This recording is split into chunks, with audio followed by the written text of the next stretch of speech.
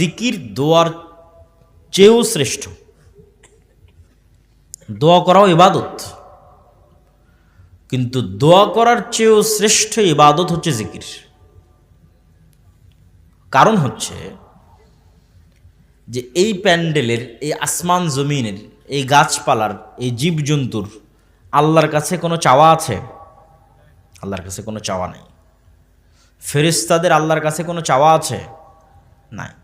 ফেরেশতারা যদি দোয়া করে তাও এটা মুমিন মুসলমানদের জন্য দোয়া করে, ওদের নিজেদের জন্য কোনো চাওয়া নেই। না টাকা পয়সার দরকার, না খাবার দাবারের দরকার, না কোনো অসুখ বিসুখ, চাওয়া নাই। তাহলে ফেরেশতাদের ইবাদত এবং আশেপাশের সকল সৃষ্টিজীবের ইবাদত আসলে জিকির, তাসবিহ। আর আমরা মানুষেরা জিকিরও করি, দোয়াও করি।